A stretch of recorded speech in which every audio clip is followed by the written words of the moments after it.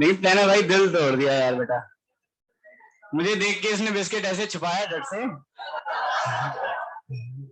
यार। हाय।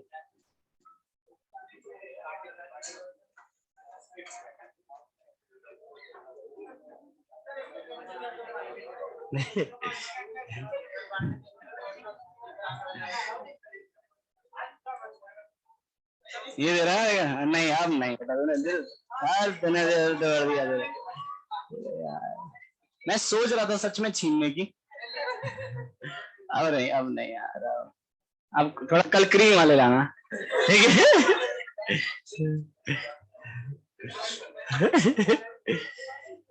चलो भाई करें स्टार्ट बेटा, है ना? इसमें कोई है कि वैसी चालू कर दिया मैंने, है क्या?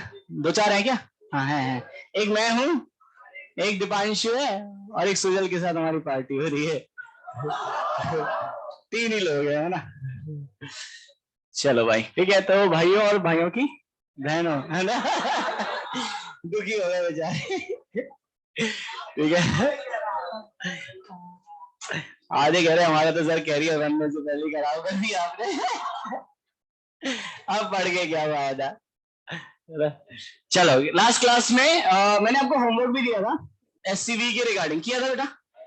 पक्का अटेंड किया था, है ना? सॉल्व एग्जांपल्स दिए थे अप टू 13, और एससीवी के कुछ सिलेक्टेड क्वेश्चंस दिए थे।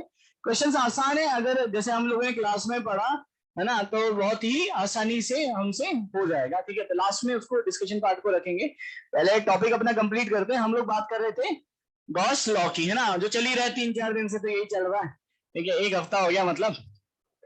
तो हम लोग अगर शुरू से बात करें तो हम क्या क्या कहानी सीख चुके हैं। तो हम लोगों ने सबसे पहले इलेक्ट्रिक लाइन ऑफ फोर्सेस पढ़ा, ठीक है? कि भैया इलेक्ट्रिक फील्ड को रिप्रेजेंट करने का एक तरीका होता है, उसको हम इलेक्ट्रिक लाइन ऑफ फोर्सेस बोलते हैं, और उसकी कुछ प्रॉपर्टीज होती है, हमने उनकी बात की। फिर हमने बोला कि यार इलेक्ट्रिक लाइन ऑफ फोर्सेस आ गया, तो लगे हाथ एक और टर्म पढ़ लो जिसको हम बोलते हैं इलेक्ट्रिक फ्लक्स, तो हमने फ्लक्स भी पढ़ लिया। फिर गॉस ने बोला कि जब फ्लक्स पढ़ लिया तो जो मैंने ड्राइव किया वो भी पढ़ लो, है ना? तो हमने गॉस लॉ पढ़ लिया। तो गॉस लॉ का क्या था कि close integral of E dot ds is equal to q in upon epsilon naught. उन्होंने बोला कि यार किसी भी क्लोज सरफेस से पास होने वाला जो फ्लक्स होता है वो सिर्फ उसी चार्ज पे डिपेंड करता है जो उस सरफेस के अंदर हो। क्लियर हो रही बात यहां तक? फिर बाय द गॉस लॉ हमने गॉस साहब से पूछा कि यार बता दो तो आपने, ठीक है, लॉ तो बना दिया, इसका यूज क्या है? जैसे न्यूटन साहब ने लॉ बनाया तो बहुत सारे यूज है उसके। तो उन्होंने बोला कि यार हम इससे इलेक्ट्रिक फील्ड को कैलकुलेट कर सकते हैं। जहां इंटीग्रेशन में इतनी मेहनत लगती है, बिना इंटीग्रेशन के बहुत आसानी से हम बहुत सारे ऑब्जेक्ट का इलेक्ट्रिक फील्ड कैलकुलेट कर सकते हैं। लाइक इलेक्ट्रिक फील्ड ऑफ हमने स्फीयर कैलकुलेट किया जिसमें हॉलो था और सॉलिड था। उसके फॉर्मूले आपको याद होने चाहिए, बिल्कुल टिप्स पे होना चाहिए कि अगर हम अभी नॉन कंडक्टिंग की बात करें, अभी हम कंडक्टिंग की बात नहीं कर रहे हैं। क्लियर हो रही है बात? तो अगर मैं हॉलो की बात कर रहा हूं तो अंदर इलेक्ट्रिक फील्ड कितना आ रहा था? 0। और अगर हम बाहर कैलकुलेट करने की बात करें, इसको याद नहीं है, चोर पकड़ा गया, है ना? तो अंदर इलेक्ट्रिक फील्ड कितना था? 0। और बाहर कितना था? के क्यू बाय आर स्क्वायर, जितना ही पॉइंट चार्ज की वजह से आता है। अगर हम बात करते हैं सॉलिड की, तो सॉलिड के अंदर कितना होता है, याद है आपको? That is rho small r by 3 epsilon naught. और अगर हम बाहर के मतलब इसको एक और फॉर्मूले में लिखते हैं, दैट इज के q small r upon r q. ये इनसाइड होता है, ठीक है, किसी भी solid non conducting uniformly charge sphere. समझ में आया? सॉलिड है, नॉन कंडक्टिंग है, और चार्ज का डिस्ट्रीब्यूशन कैसा है? यूनिफॉर्म। तो उसके अंदर किसी भी पॉइंट पर इलेक्ट्रिक फील्ड की वैल्यू कितनी होती है? दैट इज के q r upon r cube, या rho r by 3 epsilon naught. और बाहर आ गए तो कितना? K q by r square, एक पॉइंट चार्ज। सबको कहानी बढ़िया समझ में आई? फिर हम लोगों ने बात की थी सिलेंडर की, एक वायर की। एक वायर की वजह से हम पहले भी निकाल चुके हैं, that is 2 k lambda by r. और फिर हमने बोला कि हम एक सिलेंडर की वजह से भी कैलकुलेट कर सकते हैं। कभी भी हम वायर लेते हैं, सिलेंडर लेते हैं, तो हम जो गॉसियन सरफेस लेते हैं वो कैसी लेते हैं? सिलेंड्रिकल। बहुत बढ़िया। जब हम किसी भी हॉलो सिलेंडर के अंदर इलेक्ट्रिक फील्ड कैलकुलेट करते हैं तो कितना आ जाता है? 0। क्लियर होगी बात?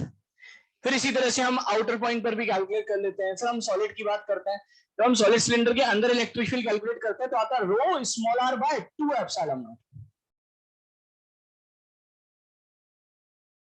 ठीक है, इस तरह से हम आउटर भी कैलकुलेट कर सकते हैं गॉसियन सरफेस को निकाल के।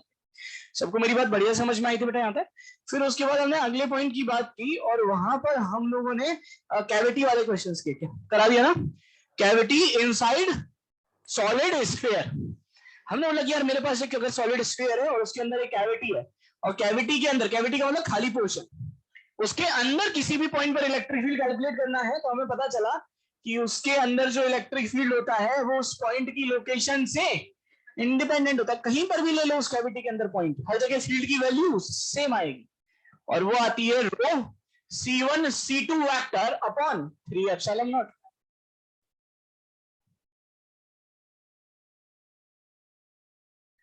डायरेक्शन ऑफ इलेक्ट्रिक फील्ड जो होगा वो C1 से C2 की तरफ होगा, मतलब बड़े वाले स्फीयर से कैविटी के सेंटर की तरफ, अगर रो कैसा है, पॉजिटिव।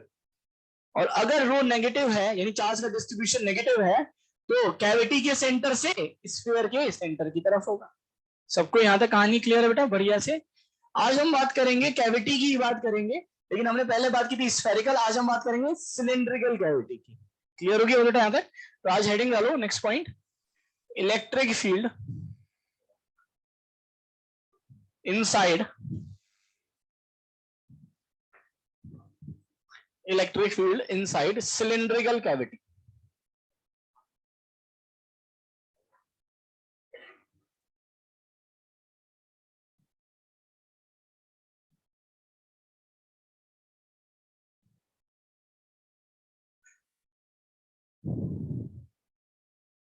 किसी भी, अच्छा मैंने आपको एक और चीज बताई थी कि कैविटी का भी एक रूल होता है कि हम स्फीयर के अंदर कैसी कैविटी लेंगे, स्फेरिकल, और हम सिलेंडर के अंदर कैसी कैविटी लेंगे, सिलेंडर।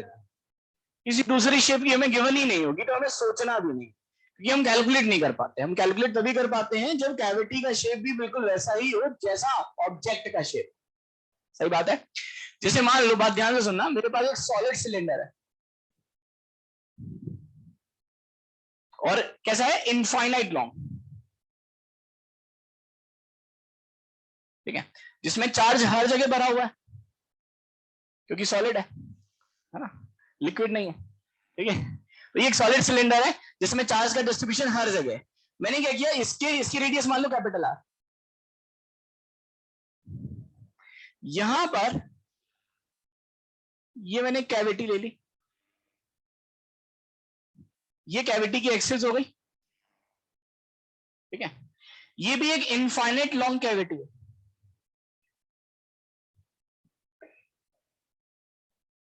जिसकी रेडियस हो गई स्मॉल आर, या फिर इसकी रेडियस R1 ले लेते हैं और इसकी R2 ले लेते हैं। क्लियर है ना? आपको कैलकुलेट करना है, find out electric field inside any point on cavity. अच्छा, एनी पॉइंट क्यों लिखा मैंने, तो सबको मेरी बात समझ में आ गई होगी, क्योंकि सेम आएगी जैसे हमने स्फीयर में निकाला था ना, हर एक पॉइंट पर इलेक्ट्रिक फील्ड की वैल्यू सेम आ रही थी। इसी तरह से अगर मैं सिलेंडरिकल कैविटी लूंगा तो उसके हर एक पॉइंट पर अंदर जो इलेक्ट्रिक फील्ड आएगा वो कैसा आएगा, सेम आएगा, कांस्टेंट आएगा। क्लियर है? सेम क्वेश्चन, ये जो क्वेश्चन है, ये जो थ्योरेटिकल हम पढ़ रहे हैं, सेम ये क्वेश्चन आपको रोड में दे रखा है कि उन्होंने एक सिलेंड्रिकल कैविटी दे रखी है और इस कैविटी के अंदर कितना इलेक्ट्रिक फील्ड होगा वो कैलकुलेट करना। हम बहुत आसानी से कर सकते हैं, जैसे मैंने आपको वहां पे सिखाया। हमने क्या किया था, याद है आपको? बिल्कुल, पहले फिल कर दिया, पहले मैंने इसको कंप्लीटली फिल कर दिया। जैसे मान लो कोई भी पॉइंट ले लो, सपोज मैं ये पॉइंट ले लेता हूं, सपोज ये P पॉइंट ले लेता हूं, मुझे यहां पे निकालना है, तो मैं इसको कंप्लीटली फिल कर दूंगा। पहले पूरे सिलेंडर की वजह से यहां पे इलेक्ट्रिक फील्ड निकाल दूंगा, फिर हमने गलती क्या कर दी, हमने इसको फिल मार लिया। तो ये भी तो एक सिलेंडर है, और इतने सिलेंडर की वजह से यहां पे फील्ड को कर दूंगा, माइनस कर दूंगा। सबको बात अच्छे से समझ में आ रही बेटा यहां तक?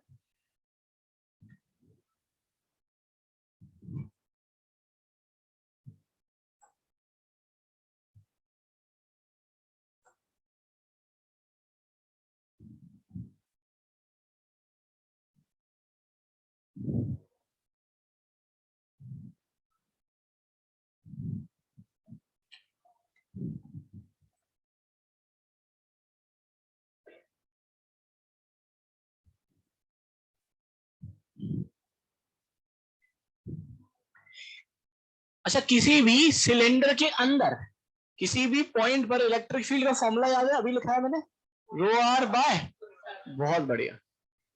जैसे मान लेते हैं इसकी रो क्या है, इसकी वॉल्यूम चार्ज डेंसिटी, ठीक है। अब बात ध्यान से सुनना।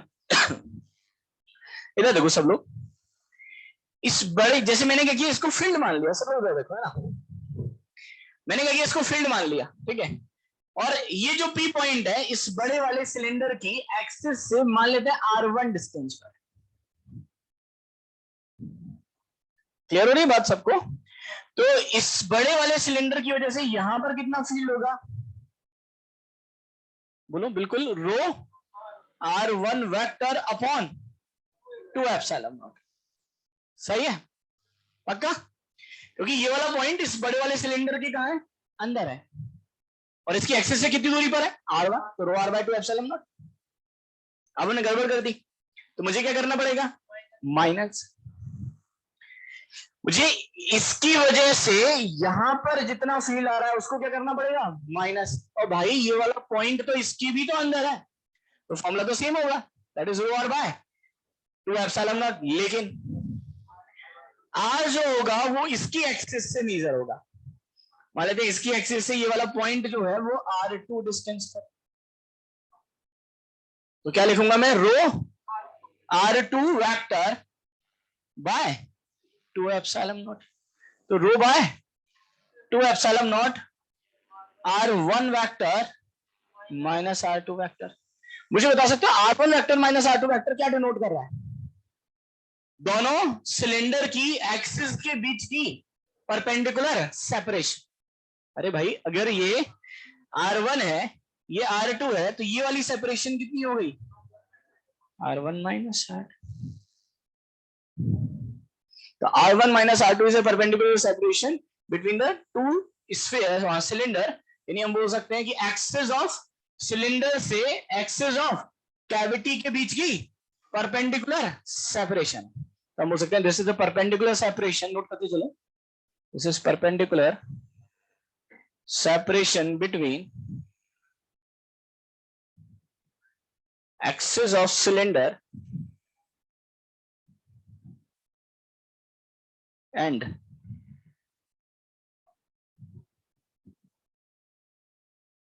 axis of cavity।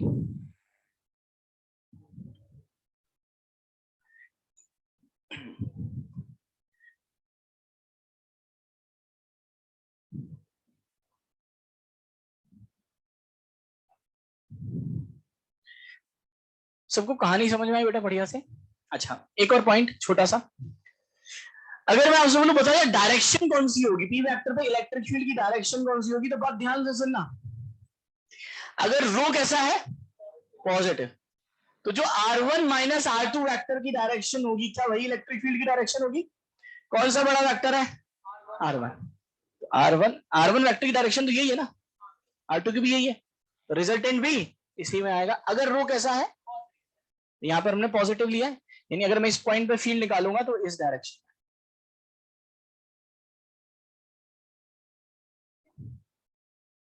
और अगर नेगेटिव होता चार्ज डिस्ट्रीब्यूशन तो अपोजिट हो जाता। तो हम बोल सकते हैं if the charge distribution is positive, तो हम बोल सकते हैं कि जो डायरेक्शन रहेगी एक्सिस ऑफ सिलेंडर से एक्सिस ऑफ कैविटी की तरफ रहेगी, और चार्ज डिस्ट्रीब्यूशन अगर नेगेटिव है तो एक्सिस ऑफ कैविटी से एक्सिस ऑफ सिलेंडर की तरफ रहेगी। सबको मेरी बात अच्छे से समझ में आ रही है यहां तक? इसको नोट करो और फिर अगले पॉइंट की तरफ बढ़ते हैं। नेक्स्ट आता है electric field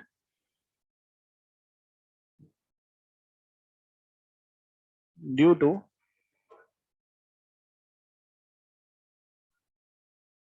non conducting thin sheet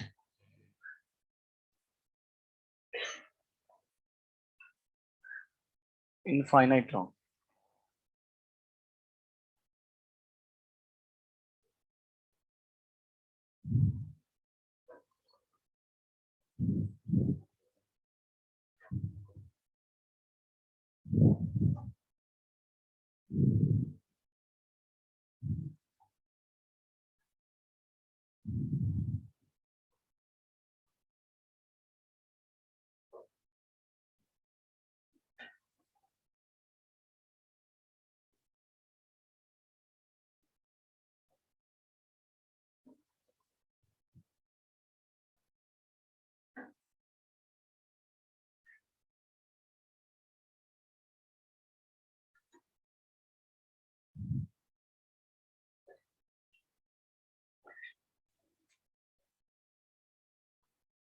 surface charge density आपको क्या दे रखी है, सिग्मा।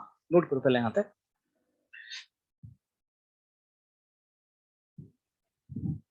हाँ जी बेटा, तो अलग आंसर आता है, मैं समझाऊंगा दोनों में फर्क क्या है ना। एक्चुअली नॉन कंडक्टिंग में एक ही सरफेस पे चार्ज रहेगा, कंडक्टिंग में दोनों सरफेस पे। तो मैं किसी भी पॉइंट पे इलेक्ट्रिक फील्ड निकालूंगा तो कंडक्टिंग में नेट आएगा दोनों की वजह से, लेकिन नॉन कंडक्टिंग में एक ही की वजह से। इसीलिए आंसर अलग अलग आ जाता है। जब हम कैलकुलेट करेंगे ना तो कंडक्टिंग में आएगा सिग्मा बाय एप्सिलॉन और नॉन कंडक्टिंग में आएगा सिग्मा बाय 2 एप्सिलॉन। दोनों में अंतर रहता है ना।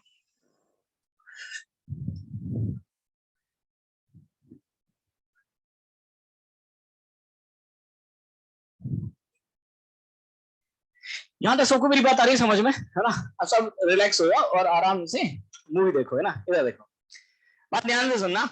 मैंने यहाँ पे लिखा क्या है पहले उसको समझते हैं, और मैं आपको रिकॉल कराता हूँ कि हम पहले भी ड्राइव कर चुके हैं। कैसे? जैसे यहाँ पे मैंने लिखा है इलेक्ट्रिक फील्ड किसकी वजह से निकालना है, नॉन कंडक्टिंग की वजह से। और कैसी शीट है, थिन या थिक? दोनों में फर्क क्या है? थिन होगी तो चार्ज सरफेस पर होगा, लेकिन अगर थिक होगी, थिक तो वॉल्यूम में होगा। तो रो से काम होगा, सिग्मा से काम नहीं होगा। सही बात है। आपको याद होगा हमने एक फॉर्मूला किया था कि किसी भी डिस्क की वजह से उसकी एक्सिस पे कितना फील्ड होता है। मान लो ये एक्स डिस्टेंस है तो ये था sigma by 2 epsilon naught 1 minus x upon root of, ये आया था, है ना। अब अगर मैंने आपको बोला कि अगर मैं इस डिस्क के पास जाता जाऊं तो जैसे जैसे मैं डिस्क के पास जाता जाऊंगा इस डिस्क का साइज बड़ा होता जाएगा, और जब मैं बिल्कुल पास पहुंच गया तो मुझे कितना बड़ा दिखेगा, इनफाइनाइट लॉन्ग। और भाई अगर कोई चीज इनफाइनाइट लॉन्ग है तो मुझे कैसे पता चलेगा कि वो डिस्क है? क्योंकि उसके एंड्स मुझे पता नहीं है। अगर मुझे एंड्स पता होते तो वो इनफाइनाइट लॉन्ग नहीं होती। तो अगर वो इनफाइनाइट लॉन्ग है तो मुझे पता ही नहीं कि वो डिस्क है। वो शीट भी तो हो सकती है, वो गोल है, वो चौकोर है, मुझे थोड़ी ना पता है। तो अगर ये इनफाइनाइट लॉन्ग है तो मैं इसको डिस्क ना मान के क्या मान सकता हूँ, एक शीट मान सकता हूँ। और अगर इनफाइनाइट लॉन्ग मान रहा हूं तो मैं इस पॉइंट को कहां ले जा रहा हूं, इसके बहुत पास। एक्स बहुत छोटा है और एक्स टेंडिंग टू 0। आंसर कितना आएगा, सिग्मा बाय 2 एप्सिलॉन। तो किसी भी infinite long non conducting thin sheet की वजह से सराउंडिंग में जो इलेक्ट्रिक फील्ड आता है वो आता है कितना, सिग्मा बाय 2 एप्सिलॉन। अब लेकिन हम इसको गॉस लॉ से कैलकुलेट करेंगे कि क्या हम इसको गॉस लॉ से कैलकुलेट कर सकते हैं। तो हम क्या करते हैं इस केस में, हम जो गॉसियन सरफेस लेते हैं वो हम किस तरह से लेते हैं, बात ध्यान से सुनना, एक कॉपी देना होता। हाँ, जैसे मान लो कि ये तो हो गई एक शीट, ठीक है। गॉसियन सरफेस हम सिलेंड्रिकली लेते हैं, लेकिन सिलेंडर कैसा लेते हैं, ऐसे। ये जो सिलेंडर है वो कैसे पास हो रहा होगा, इस कॉपी के अंदर से ऐसे रखा हुआ होगा। तो ये वाला पार्ट सिलेंडर का क्या हो गया, कर्व एरिया। ये वाला पार्ट कौन सा हो गया, फ्लैट सरफेस एरिया। क्लियर है। तो मैं किस तरह से गॉसियन सरफेस बनाऊंगा, बात ध्यान से सुनना। ये अगर मेरे पास एक शीट है तो मैं इस तरह की गॉसियन सरफेस लूंगा, है ना, जो यहां से ऐसे पास हो रही है। सबको समझ में आया, है ना। मैं एक सिलेंड्रिकल गॉसियन सरफेस ले रहा हूं इस तरह की, और शीट ये है। क्लियर है। जैसे चाकू होता है ना आर पार बॉडी के, बिल्कुल वैसा ही, है ना। तो यहाँ पर ये जो गॉसियन सरफेस है इस बॉडी के आर पार जा रही है, ऐसे रखी हुई है, और ये शीट ऐसे। सबको क्लियर हो रही है बात यहां तक? अब मैं इसके लिए गॉस लॉ अप्लाई करना चाह रहा हूं। बहुत सिंपल है, आप ही मुझे बताते चलना, है ना। गॉस लॉ अगर मैं अप्लाई करूंगा तो क्या है बेटा, Gauss law close integral of E dot ds is equal to q in upon epsilon. Close integral of E dot ds का मतलब क्या है, नेट फ्लक्स। Net flux. यहां पे कितनी सरफेसेस हैं, अगर मैं एक ऐसी बॉडी लेता हूं तो कितनी सरफेसेस है, 3। कौन सी 3 दिख रही हैं, 2 फ्लैट सरफेस और एक कर्व सरफेस। तो भैया जब आप नेट फ्लक्स की बात कर रहे हो तो नेट फ्लक्स सबकी वजह से आएगा, सबका साथ सबका विकास, कैसे किसी को छोड़ दें, सबकी वजह से आएगा। अब किसी का 0 आ जाए तो उसमें मेरी गलती थोड़ी है, हम लिखेंगे सबके लिए। अब ये बताओ किसी भी इनफाइनाइट शीट की वजह से जो इलेक्ट्रिक फील्ड की डायरेक्शन होती है वो हमेशा कैसे होती है, इलेक्ट्रिक फील्ड के परपेंडिकुलर, और अगर चार्ज पॉजिटिव है तो आउटवर्ड और नेगेटिव है तो इनवर्ड यानी टुवर्ड्स। हमने पॉजिटिव माना है, तो अगर मैं आपसे बोलूं बताओ यार यहाँ पर इलेक्ट्रिक फील्ड कैसा होगा, ऐसा होगा, सरफेस के परपेंडिकुलर और अवे आउटवर्ड। पॉजिटिव चार्ज है तो जो इलेक्ट्रिक फील्ड होगा सरफेस के परपेंडिकुलर और आउटवर्ड। तो अगर मैं नेट फ्लक्स लिख रहा हूं तो मुझे बताओ इस कर्व सरफेस से कितना फ्लक्स पास होगा, जीरो। चमका किसी को? भाई आपने सिलेंडर ऐसे लिया और इलेक्ट्रिक लाइन ऑफ फोर्स, ये सरफेस है, सिलेंडर ऐसे लिया, ये सरफेस है, इलेक्ट्रिक फील्ड सरफेस के इधर होगा, तो इस कर्व सरफेस के कैसा हुआ, अलोंग, कर्व सरफेस के अलोंग अलोंग। क्या इस कर्व सरफेस को electric line of forces cut करेंगी, नहीं करेंगी, तो कितना फ्लक्स पास होगा, जीरो। तो देखो यहां बजाय, याद है जब हमने वायर लिया था तो कर्व से ही आ रहा था, फ्लैट से जीरो हो रहा था। जब मैं यहां पे ले रहा हूं तो कर्व से जीरो हो रहा है, सिर्फ किससे फ्लक्स आएगा, फ्लैट सरफेस से। मैंने ये पॉइंट वहां पर भी आपको बताया था कि हम भैया नेट फ्लक्स लिखेंगे, और हम देख रहे हैं यहां पर नेट फ्लक्स किसकी वजह से आएगा, कर्व सरफेस की वजह से प्लस फ्लैट सरफेस की वजह से। कर्व सरफेस की वजह से कितना आया, जीरो, और फ्लैट की वजह से कितना आया, इलेक्ट्रिक फील्ड इधर, एरिया वेक्टर भी इधर। ऐसा क्यों, मैंने आपको एक पॉइंट बताया था 3D ऑब्जेक्ट के लिए जो एरिया वेक्टर होता है उसकी डायरेक्शन सरफेस के परपेंडिकुलर और आउटवर्ड होती है। कहानी सबसे बढ़िया क्लियर हो रही है बेटा सबको। एंगल कितना दोनों के बीच का, जीरो, कॉस जीरो वन, तो फ्लक्स कितना हो जाएगा, ई इंटू ए हो जाएगा ना, that is E A cos theta, cos zero is one, तो ई इंटू ए। यहां पर इलेक्ट्रिक फील्ड इधर, एरिया वेक्टर इधर, एंगल कितना जीरो, कॉस जीरो कितना वन, फ्लक्स कितना होगा ई इंटू ए, ई इंटू ए। तो ये कितना बन जाएगा आपके पास, E A plus E A, that is two E ए।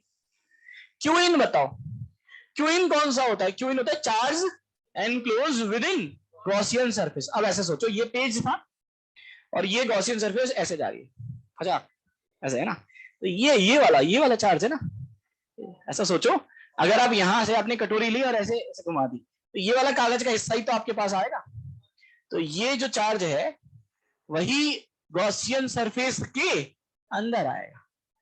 और वो मैं कैसे निकालूंगा, सिग्मा इनटू ये वाला एरिया भी तो ए ही होगा, आर तो दिया ही नहीं मैंने, है ना, sigma into A upon epsilon not.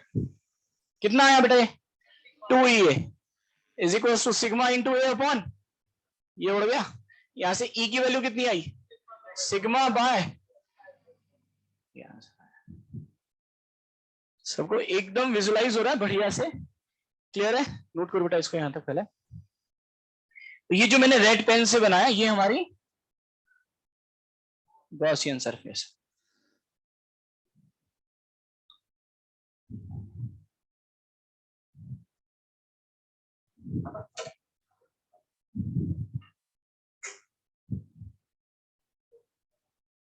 कौन सा बेटा, शीट के, अच्छा ये ऐसे मैं समझाता हूँ आपसे, तो ये जैसे मान लो एक बेटा कॉपी दे दो, नीचे वाली दे दो, चाहे लिख लो ना आराम से, तो परेशान हो रहे है ना। जैसे मान लो ये शीट है बेटा, इस पे चार्ज पॉजिटिव है, तो हमेशा किसी भी शीट की वजह से जो इलेक्ट्रिक फील्ड होता है वो शीट की सरफेस के परपेंडिकुलर होता है, ऐसे होता है, ठीक है, हाँ बिल्कुल, मतलब अच्छा आप बोल रहे हो कि इलेक्ट्रिक फील्ड दूसरे का लोगे, नहीं मैं इसकी इलेक्ट्रिक फील्ड की बात कर रहा हूँ, इसके सरफेस पे जो चार्ज प्रेजेंट है, शीट पे जो चार्ज है, शीट को देखो बाकी सबको जाने दो, कोई बाकी दूसरा चार्ज है ही नहीं कहीं, ये जो शीट है इसकी वजह से फील्ड कैसा होगा, इसकी सरफेस के परपेंडिकुलर और आउटवर्ड ऐसे होगा। और मैं अगर ये गॉसियन सरफेस ले रहा हूँ इस तरह, तो इसकी कर्व सरफेस के तो पैरेलल हो गई फील्ड लाइन, उनसे तो कितना फ्लक्स पास होगा, जीरो। ये जो एरिया है इसके परपेंडिकुलर, और ऐसे यहां पर ये सरफेस एरिया इसके परपेंडिकुलर, तो यहां पे जो फ्लक्स पास होगा सिर्फ किसकी वजह से होगा, फ्लैट सरफेस की वजह से, कर्व सरफेस की वजह से नहीं होगा।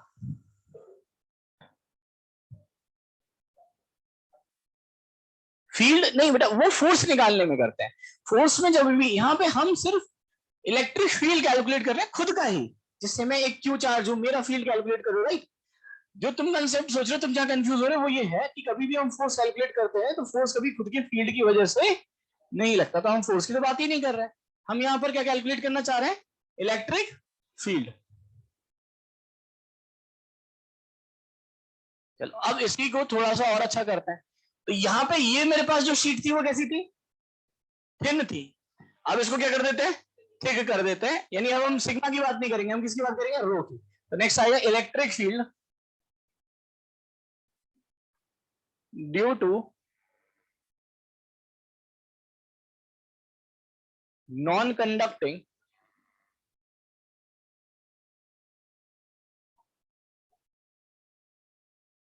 थिक शीट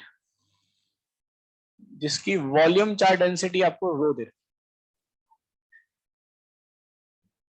हाँ बिल्कुल इनफाइनाइट लॉन्ग।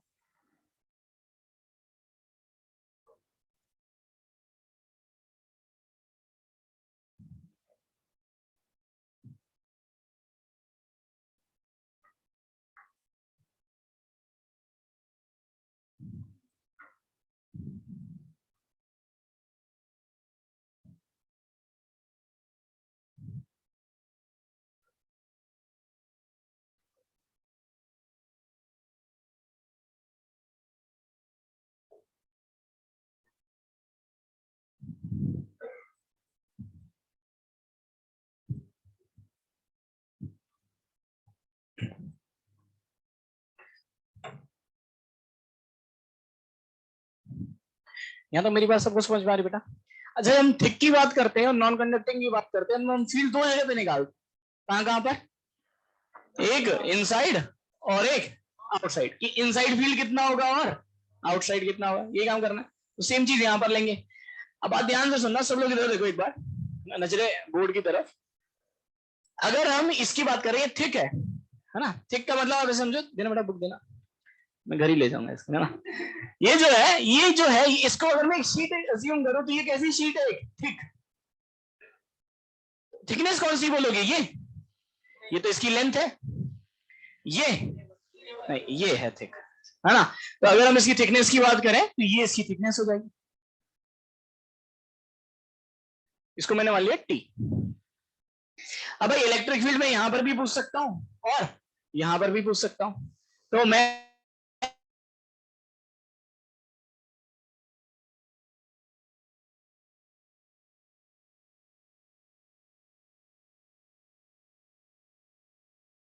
जाएगा और यहाँ के लिए कैलकुलेट करूंगा तो इससे मुझे रेफरेंस पॉइंट ऐसा लेना पड़ेगा जो दोनों के लिए बराबर डिस्टेंस करो। कहां पे लूंगा मैं, दोनों के बिल्कुल बीच में। तो हम क्या करते हैं, इस शीट का जो मिड पॉइंट होता है, इसको हम इसकी एक्सिस मान लेते हैं। यानी ये जो शीट है ना, इसको ऐसे काट दिया बीच में से, काट नहीं रहा हूं मैं, है ना, घबरा गया हो, है ना।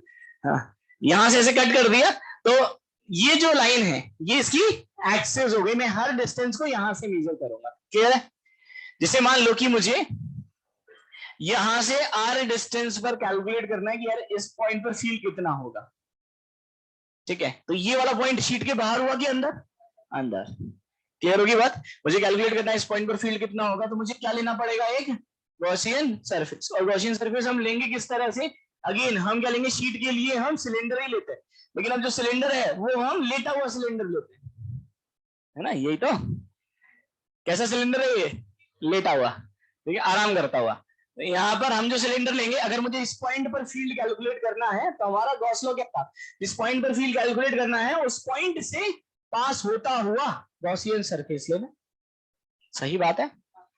तो मैं यहां से आर डिस्टेंस पर गया, यहां पर फील्ड निकालना है, तो इस पॉइंट से पास होता हुआ गॉसियन सरफेस, ये आ गया।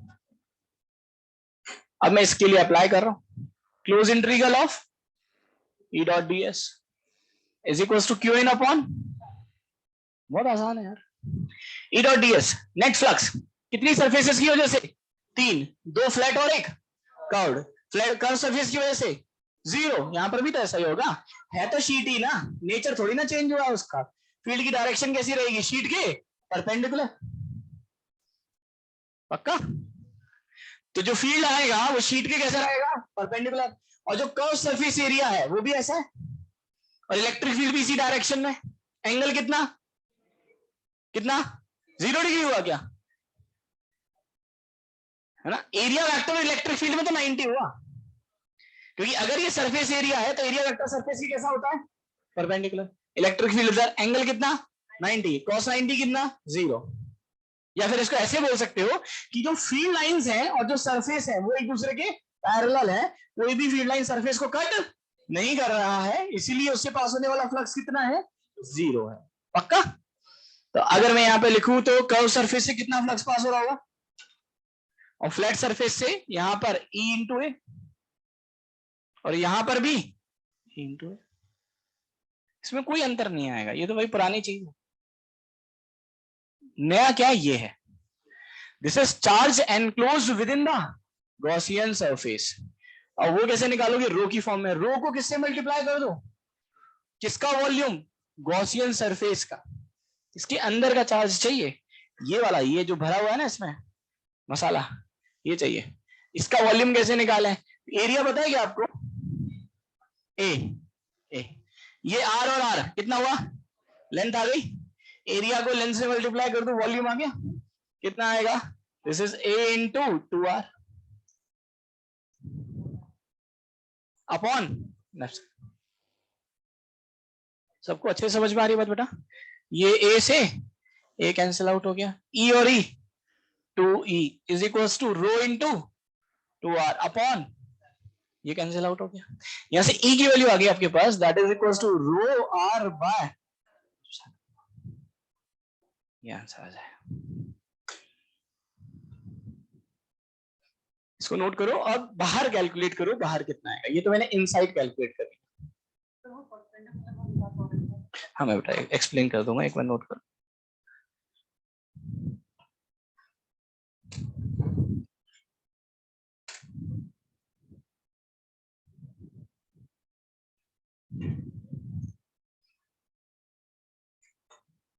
से अगर मान लो बेटा ये गॉसियन सरफेस है,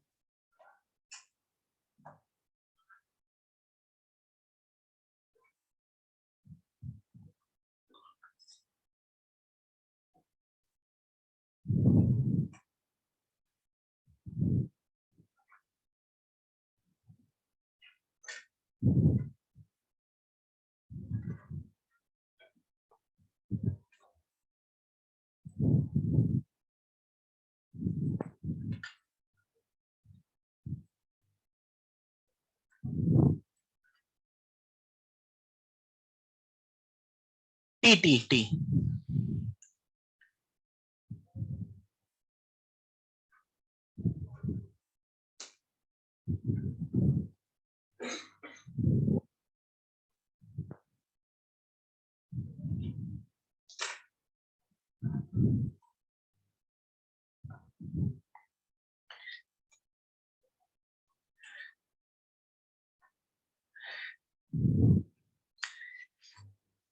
चलो इधर देखो, मैं एक बार दोबारा विजुलाइज कराता हूँ कि थोड़ा 1% अगर दिमाग में है कि सर अभी भी हल्का हल्का क्लियरिटी नहीं है कि कैसे फ्लक्स की अगर हम बात करें, ये मेरी गॉसियन सरफेस है, ठीक है, इलेक्ट्रिक फील्ड की डायरेक्शन बताओ इधर, पक्का? अगर मैं इस सरफेस का, इस कर्व सरफेस को देखो, इसका एरिया वेक्टर बताओ, एरिया वेक्टर सरफेस के परपेंडिकुलर, एंगल कितना, फ्लक्स कितना 0, इसका एरिया वेक्टर बताओ इसी डायरेक्शन में, इलेक्ट्रिक फील्ड भी इधर, एंगल कितना 0, पॉजिटिव चार्ज है, तो अगर मैं यहां पर इलेक्ट्रिक फील्ड पूछूंगा तो यहां पर भी कैसा आएगा, इधर पॉजिटिव है, पॉजिटिव हमेशा ऑब्जेक्ट से अवे, पॉजिटिव चार्ज है, अवे अवे, इसका एरिया वेक्टर भी इसी डायरेक्शन में, एंगल कितना 0, आ गया समझ में सबको? तो इससे कितना फ्लक्स पास होगा, 0, सिर्फ फ्लक्स किससे पास होगा, फ्लैट सरफेस। अब आते हैं इसके सेकंड पॉइंट पर कि अगर मुझे कैलकुलेट करना है outside, when r is greater than r, calculate करें। अब मुझे बता गॉसियन सरफेस मुझे कैसा लेना पड़ेगा, इनसाइड या आउटसाइड? आउटसाइड।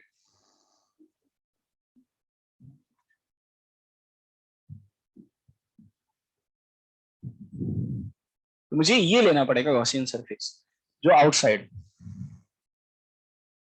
ये ले लो इस तरह से।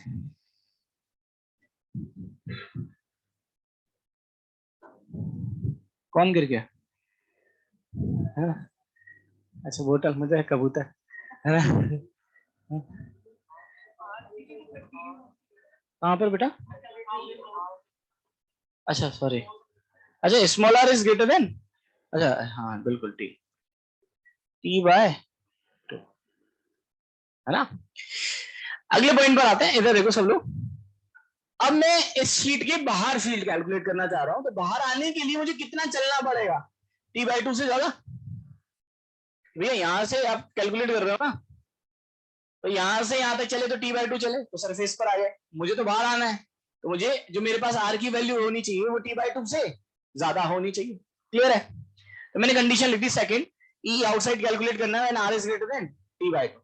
तो सपोज मुझे यहां से, सब लोग देखो, इस पॉइंट से स्मॉल आर डिस्टेंस पे, यानी यहां पर फील्ड कैलकुलेट करना हो, तो मैं यहां से पास होता हुआ क्या ले लूंगा, एक गॉसियन सरफेस। और अगर मैं इसके लिए कैलकुलेट करने की कोशिश करूं तो मेरे पास जो फॉर्मूला आएगा वो ये आएगा, that is close integral of E dot d s is equal to q in upon, ये कहानी तो सबको क्लियर है, अब तो रट गया होगा। कर्व से कितना आएगा, जीरो, फ्लैट से कितना आएगा, टू ए। अब क्यू इन आएगा, charge enclose with in the Gaussian surface, और गॉसियन सरफेस के अंदर वाला चार्ज तो ये वाला आएगा, ये चार्ज आएगा। क्लियर हो रही है बात? क्या ये वाला एरिया पता है क्या, ए, ये ना ऐसा, ये ए, और इसकी लेंथ कितनी है, टी है, T length, length total length आएगी ना ये पूरी, T by to, T by to, T हो जाएगा। तो अगर मैं चार्ज एनक्लोज की बात करूंगा तो बनेगा रो टी, हाँ। Rho T by epsilon naught, कितना बढ़िया फॉर्मूला है ना। अच्छा ए रह गया क्या रोटी के चक्कर में, खुशी बर्दाश्त नहीं हो रही, ठीक है, रोटी है, ठीक है, रोटी है बाय एप्सिलॉन नॉट। क्लियर हुई बात यहां तक? ए से ए बचेगी तो rho t, A is equals to क्या है आपके पास, that is rho t by two epsilon not. कुछ भी भूल जाओ, ये तो आप नहीं भूल पाओगे, है ना, ठीक है।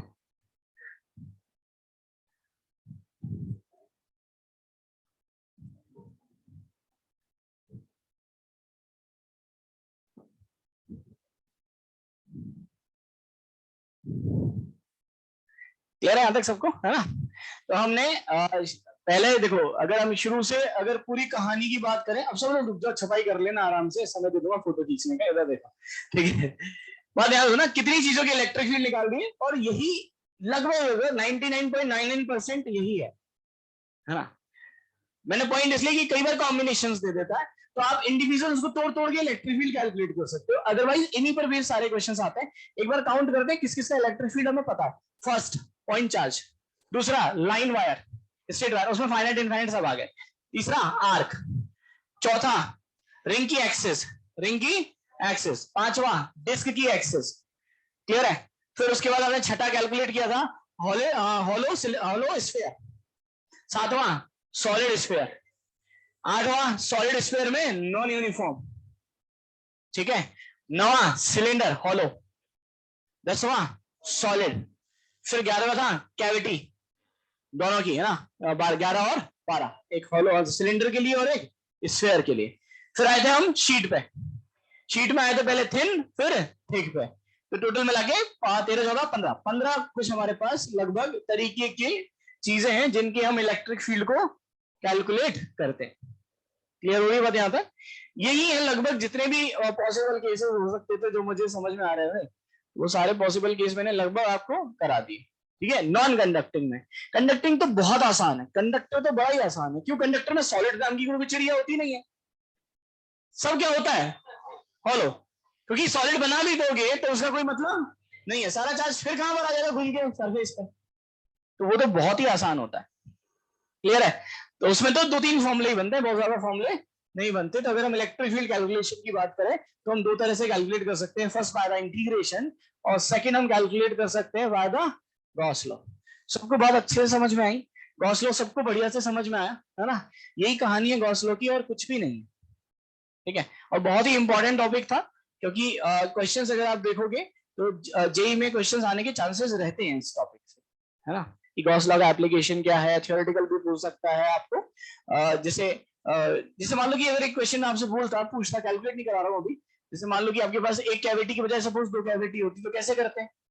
बिल्कुल, मैं वही बोल रहा हूँ कि अब ऐसे तो 50 क्वेश्चन बन सकते हैं ना। क्या करोगे? कंप्लीटली फिल कर दो, पहले कंप्लीट की वजह से फील्ड निकाल लो पहले से, फिर इसकी वजह से माइनस कर दो E1 और इसकी वजह से माइनस कर दो E2, बस वेक्टर फॉर्म में माइनस करना, आंसर आ जाएगा। समझ में ना वेक्टर फॉर्म का मतलब क्या है? ठीक है, सपोज ये आई आ रहा है, ये जे आ रहा है, सपोज ये के आ रहा है, तो वेक्टर फॉर्म के साथ लिख दो, अपने आप आपका रिजल्टिंग आंसर आ जाएगा। तो इस तरह से हम कैलकुलेट कर सकते हैं। तो और बात ध्यान से सुनना, जब आप कंप्लीट को लिख रहे हो तो इन दोनों कैविटी को भूल गए। जब आप इस कैविटी की वजह से, सपोज से समझो मुझे इस पॉइंट पे निकालना है, मैं क्वेश्चन करा भी दूंगा आपको, है ना? जैसे मान लो इस पॉइंट पे मुझे कैलकुलेट करना है, तो मैं जब कंप्लीट को वजह से लिखूंगा तो मैं कैविटी पे ध्यान नहीं दूंगा, आप भूल जाओ, इजी लगेगा आपको, यार इसी पॉइंट पे तो निकालना है, आ गया रो r1 बाय 3 एप्सिलॉन नॉट। जब मैं इस कैविटी की वजह से यहां पे निकालूंगा तो मैं इसको भूल जाऊंगा, इसको भूल जाऊंगा, ये भी इसके अंदर है, तो रो r2 बाय 3 एप्सिलॉन नॉट। और जब मैं इसकी वजह से यहां पे निकालूंगा तो ये वाला पॉइंट इसके बाहर है, तो k q by r square, point charge बन जाएगा। आ गया आंसर। तीनों का जो रिजल्टेंट होगा वो मुझे नेट आंसर दे देगा। सबको कहानी समझ में आ रही है? तो इस तरह के बहुत सारे क्वेश्चंस बन सकते हैं, है ना? इस तरह के क्वेश्चन तो एडवांस में आए हुए क्वेश्चन है, जिसको करने में आपको, अगर तरीका आपको समझ में आया तो 2-3 मिनट से ज्यादा का समय नहीं लगेगा, अगर आपको मेथड अच्छे से क्लियर है तो। सबको मेरी बात अच्छे से समझ में आ रही है? अब अगले पॉइंट पर जो हम आने वाले हैं, बात ध्यान से सुनना, उसकी अपन भूमिका और एक स्टोरी की हम बात करें कि भैया वो चीज हम क्यों डिफाइन करते हैं। जो एक्चुअली क्या होता है, हम जब इलेक्ट्रोस्टैट को पढ़ते हैं तो पूरे इलेक्ट्रोस्टैट को पढ़ने के 2 तरीके होते हैं, एक होता है वेक्टर फॉर्म और एक होता है स्केलर फॉर्म। ये मतलब क्या है सर? हमने बात की फोर्स की, फोर्स को डिफाइन करने के लिए हमें किसको पढ़ना पड़ा? इलेक्ट्रिक फील्ड को, क्योंकि फोर्स एक वेक्टर क्वांटिटी है, इसलिए इलेक्ट्रिक फील्ड भी एक वेक्टर क्वांटिटी है। तो ये हमने वेक्टर की तरह से पढ़ी चीजें। अब हम बात करेंगे एनर्जी की। एनर्जी कैसी क्वांटिटी है? एक स्केलर, है ना? हम बात करेंगे इलेक्ट्रोस्टैटिक पोटेंशियल एनर्जी। तो एनर्जी को पढ़ने के लिए, जिस तरह से फोर्स को पढ़ने के लिए हमें फील्ड की जरूरत पड़ती है, हमें एनर्जी को पढ़ने के लिए पोटेंशियल की जरूरत पड़ती है। जैसे कोई हमसे पूछ लेना यार पोटेंशियल, हम कोई भी नई चीज का इजाद करते हैं तो कोई ना कोई यूज होता होगा, कोई हमसे पूछ ले कि यार पोटेंशियल पढ़ लिया, बताओ यार पोटेंशियल की जरूरत क्यों पड़ी? तो हम बोल सकते हैं बिल्कुल सिंपल सा यार, कि जब कोई चार्ज पार्टिकल रखता है किसी फील्ड में, वो जब कोई चार्ज पार्टिकल होता है तो अपने सराउंडिंग में फील्ड क्रिएट करता है, उस फील्ड की वजह से ही फोर्स लगता है। इसी तरह से कोई भी चार्ज पार्टिकल अगर होता है तो अपने सराउंडिंग में पोटेंशियल क्रिएट करता है, जनरेट करता है, उसका एक पर्टिकुलर पोटेंशियल होता है। क्लियर है? और उसी पोटेंशियल से वो दूसरे चार्ज से इंटरेक्ट करता है, और जब दो चार्ज आपस में इंटरेक्ट करते हैं तभी उनमें एनर्जी क्या होती है? स्टोर होती है। जैसे आपने पढ़ा होगा नेचर में कि एक सिंगल मास पार्टिकल की पोटेंशियल एनर्जी को हम डिफाइन नहीं कर सकते। पोटेंशियल एनर्जी एक सिस्टम की डिफाइन होती है। क्यों? अकेले की कोई पोटेंशियल एनर्जी नहीं होती। अगर मान लो मैं अकेला आदमी हूं, आइसोलेटेड हूं, आइसोलेटेड का मतलब दुनिया के बाकी सारे आदमी कहां पर है? इनफाइनाइट, सब दूर भाग गए। ठीक है, तो मैं कैसा हो गया? आइसोलेट, तन्हा, अकेला। ठीक है, मेरी क्या एनर्जी होगी? कुछ नहीं, जीरो, नील बटा सन्नाटा। लेकिन जब कोई दूसरा आदमी मेरे पास आएगा, इंटरेक्शन होगा, तो हमें एनर्जी क्या होगी? ज्यादा फील मत ले लेना, तो हमें एनर्जी क्या होगी? स्टोर होगी, है ना?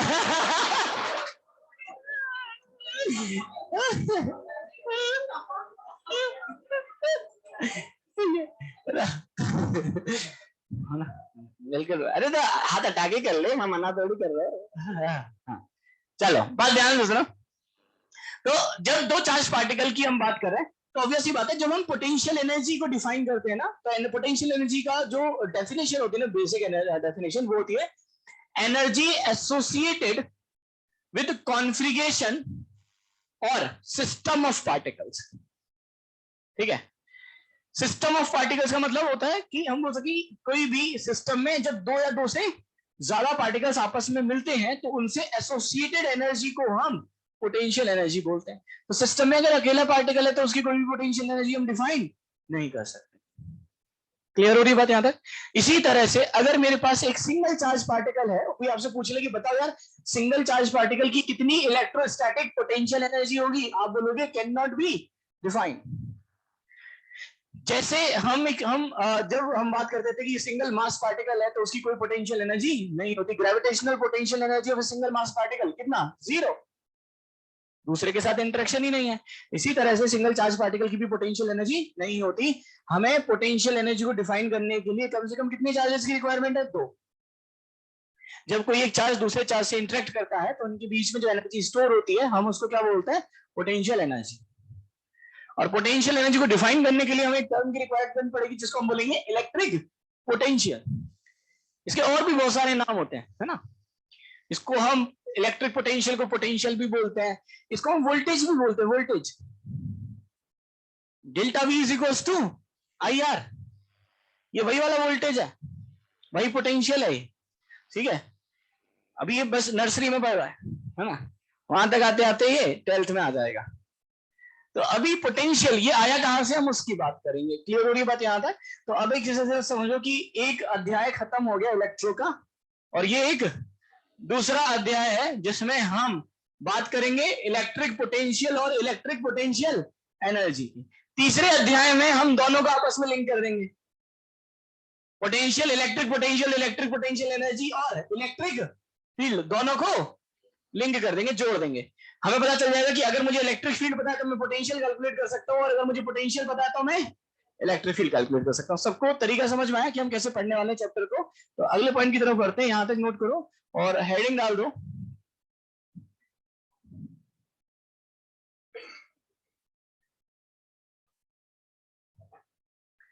इलेक्ट्रिक पोटेंशियल एंड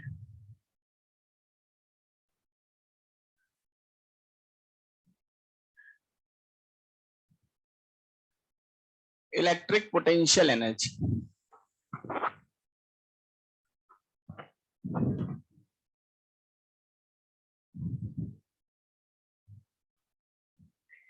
ये बहुत आसान लगेगा आपको पोर्शन। एक तो क्या है, डायरेक्शन वेक्टर वेक्टर का बसर नहीं है इसमें ना, थोड़ा सा इजी रहेगा। और दूसरा ये थोड़ा सा आपको फेमिलियर लगेगा, जैसे आपने वर्क पर एनर्जी में थोड़ी थोड़ी सी चीज देखी ना, कुछ देखी देखी सी चीजें लगेगी, वैसा ही आपको फॉर्मूला रिलेटेड लगेगा। जैसे यहाँ पर आता है इलेक्ट्रिक पोटेंशियल और इलेक्ट्रिक पोटेंशियल एनर्जी। पहले मैं बात करूंगा इलेक्ट्रिक पोटेंशियल एनर्जी की, क्योंकि आपको पता होगा पहले हमने फोर्स की बात की थी वहां पर।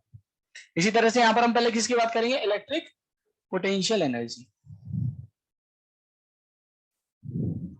ये हटा दो क्या बेटा, ये लिख लिया सबने, ये हो गया।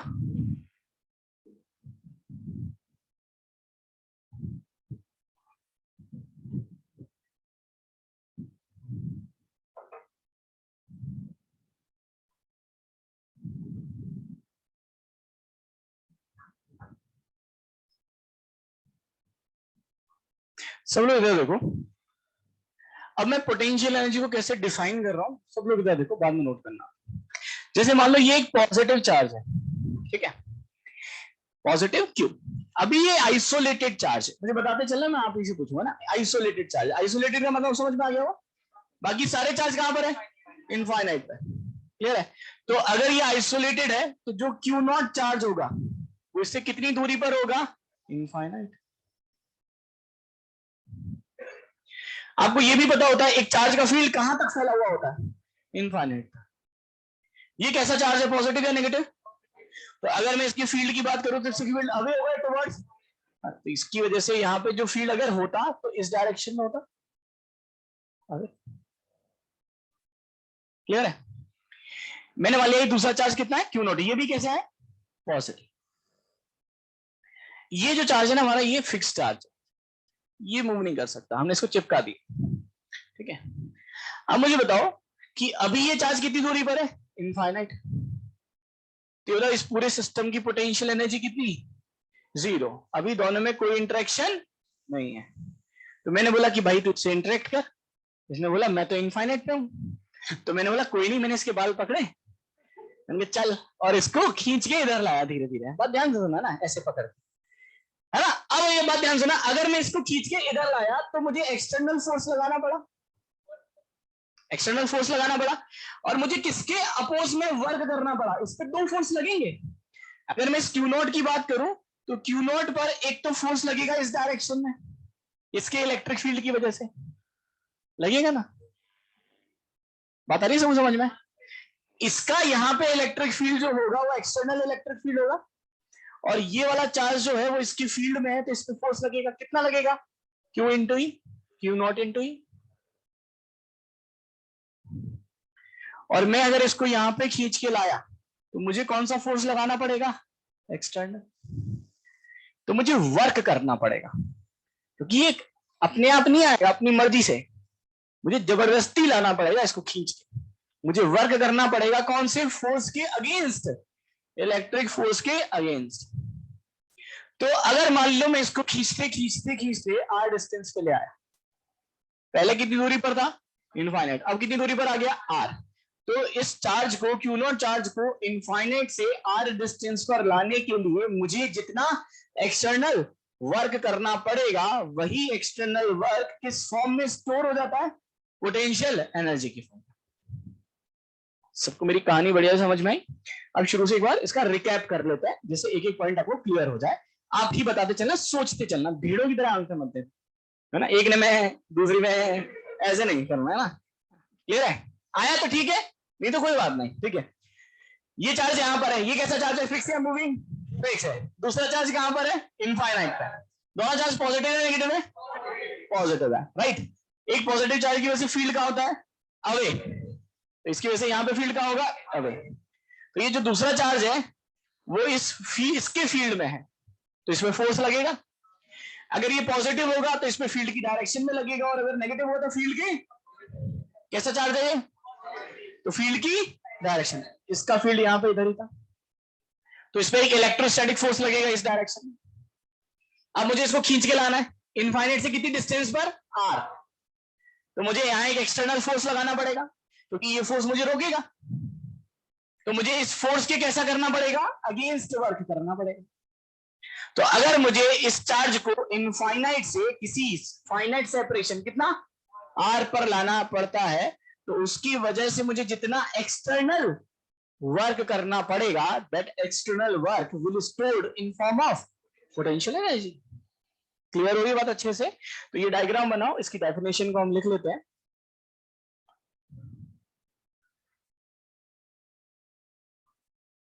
हाँ जी बेटा। अच्छा, ये आर डिस्टेंस पर हम इसी को लाना बेटा, पहले कितनी दूरी पर था, इनफाइनाइट। ऐसा समझो ये इसकी क्या है, इनिशियल पोजीशन। फाइनली मैं क्यू नॉट को खींचते खींचते यहां पे ले आया। क्लियर है, क्यू नॉट पहले कितनी दूरी पर था, इनफाइनाइट। आप ऐसा समझो ये इनफाइनाइट डिस्टेंस, क्यू नॉट को यहां से पकड़ा, हमें खींचते हुए ले आया। अब ये डिस्टेंस कितनी हो गई, आर। यहाँ पे कौन सा चार्ज है, क्यू नॉट ही है। पहले वो कितनी दूरी पर था, इनफाइनाइट, अब कितनी दूरी पर है, आर। तो इनफाइनाइट से आर पर लाने के लिए मुझे भी तो वर्क करना पड़ रहा है, मेरी मेहनत लग रही है ना। वही जो मेरी मेहनत है, जो मेरा वर्क है, वही किस फॉर्म में स्टोर हो जाता है, पोटेंशियल एनर्जी की फॉर्म में। तो मैं लिख सकता हूं work done by external force to bring a positive. अच्छा, ये चार्ज कैसा था, पॉजिटिव है नेगेटिव, इसको हम बोलते हैं टेस्ट चार्ज, है। A positive test charge Q naught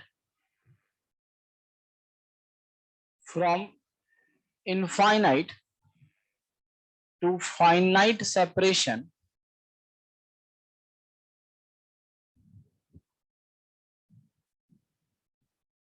R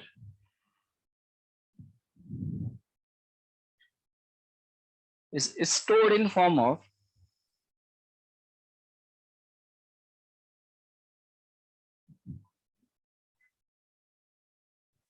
potential energy of system.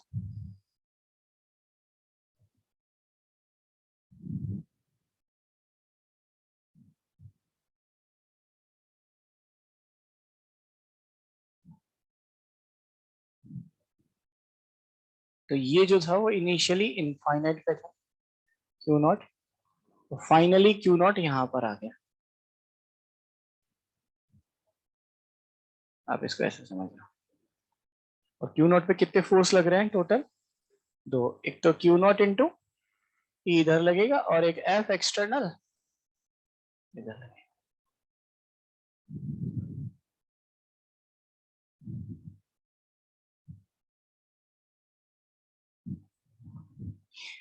सबको मेरी बात यहां से समझ में आई है ना? अब इसको थोड़ा सा और समझते हैं। अब मैं खींच के तो ला रहा हूं इसको, लेकिन खींच के लाने का एक रूल होता है ना? ऐसा नहीं बीच में मार पीट के ला रहे हैं ना, मर गया तो, है ना? तो हम कैसे लाते हैं? कुछ कंडीशंस को फॉलो करते हैं, हमें कुछ इंस्ट्रक्शंस फॉलो करने होते हैं। पहला कि जब हम उसको खींच कर ला रहे होंगे तो हम उसको इस तरह से मूव करते हैं कि जो सिस्टम होता है उसका इक्विलिब्रियम डिस्टर्ब नहीं होता। यानी ये जो चार्ज है हम इसको बहुत स्लोली मूव कराते हैं, बहुत धीरे धीरे, such that Q naught always remain at equilibrium. So first point,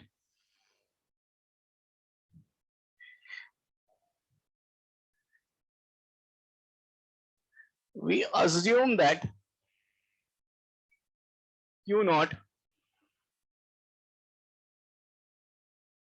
move very slowly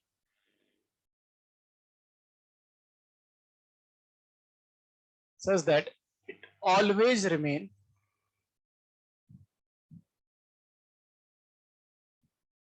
at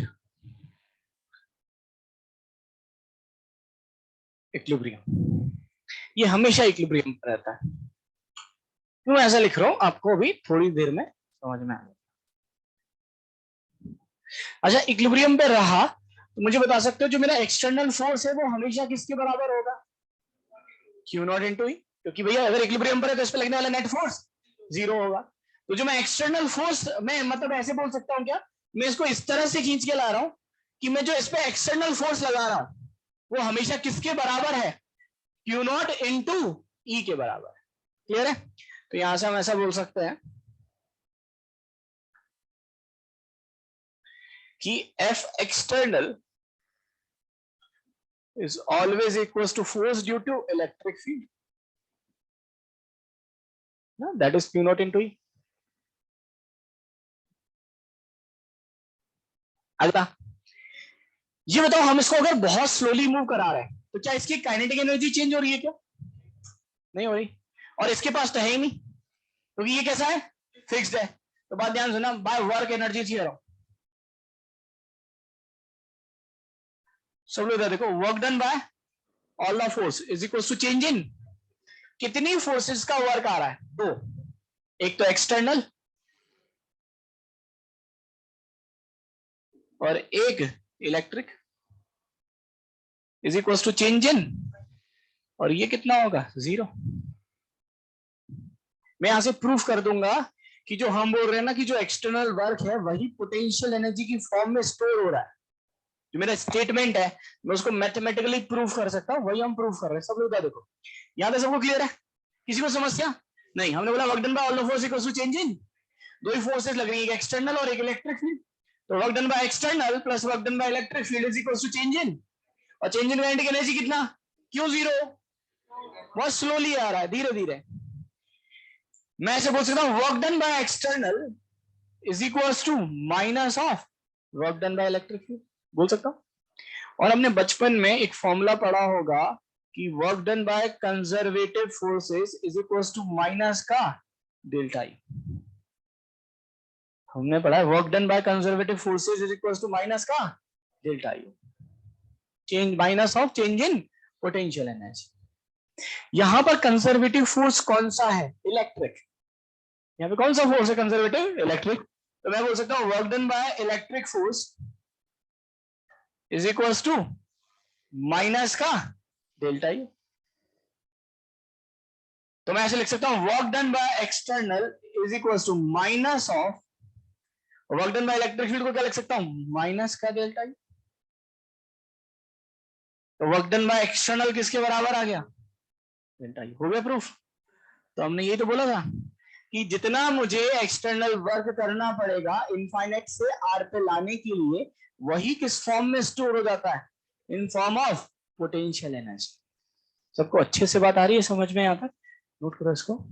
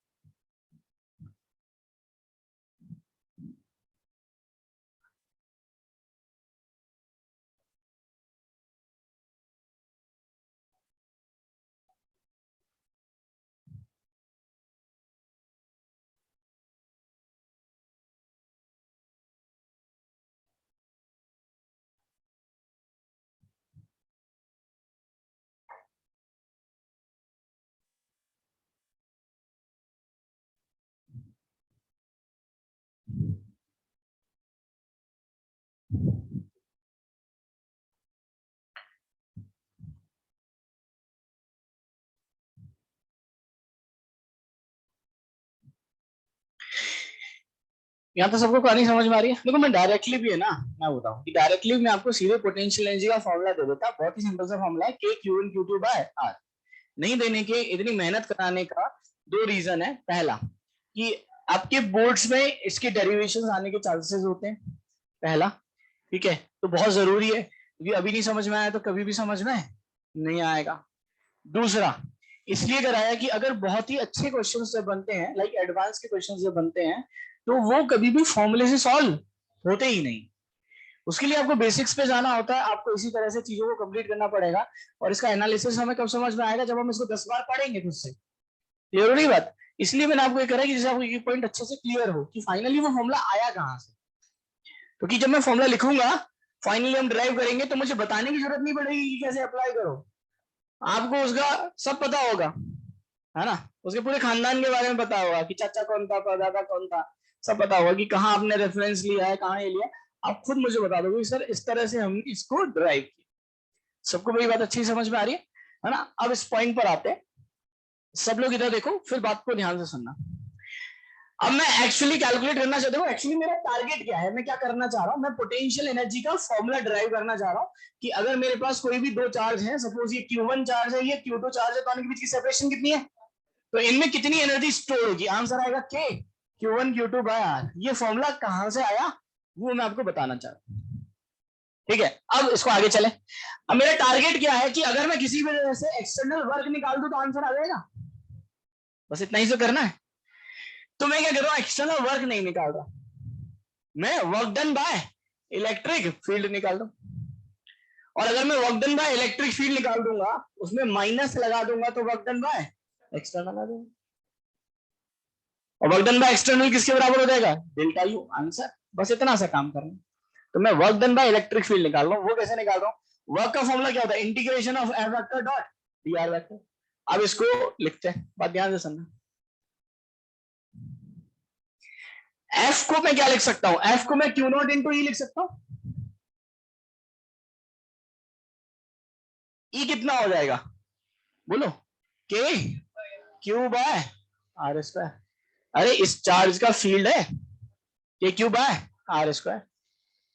F dot d r को मैं F into d r into दोनों के बीच का एंगल लिख सकता हूं। तो ये हो गया F into d r into दोनों के बीच का एंगल। बिल्कुल कितना आएगा 180। कैसे आएगा बात ध्यान सुनना। फोर्स कौन सी डायरेक्शन में लग रहा है इस पे, क्यू नॉट ही इस डायरेक्शन में लग रहा है।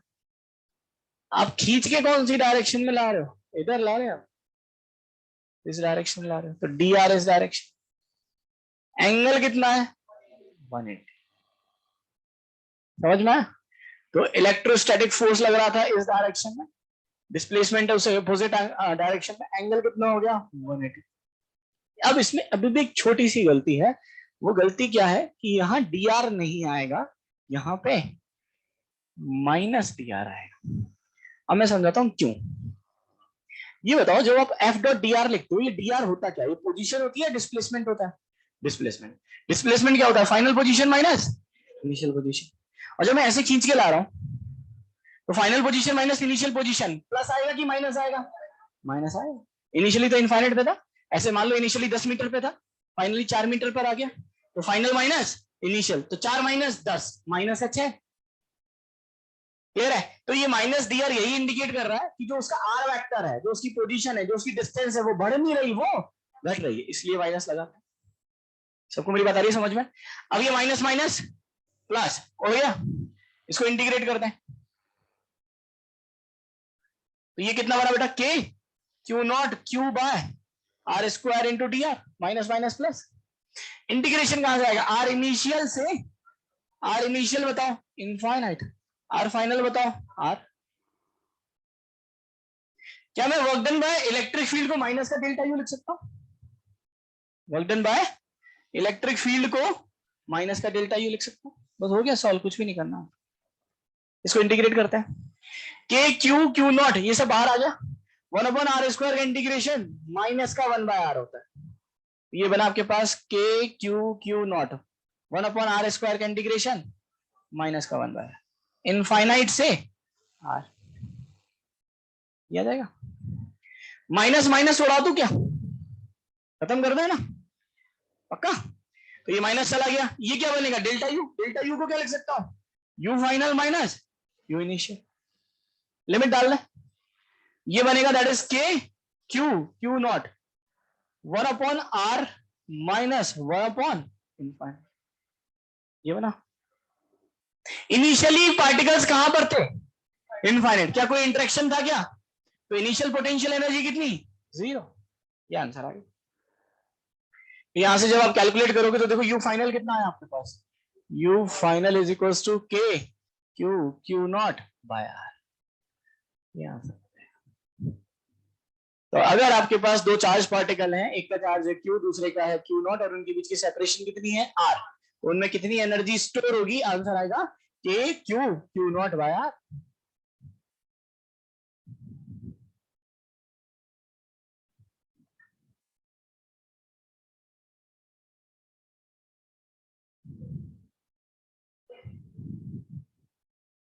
बस ये ध्यान रखना, इसमें जो चार्ज हैं ये आपको हमेशा विद साइन रखना है, प्लस को प्लस और माइनस को, डायरेक्शन वायरेक्शन कुछ नहीं है, बस साइन आएगा, है ना? क्योंकि स्केलर क्वांटिटी है, डायरेक्शन का तो कोई लेना देना ही नहीं।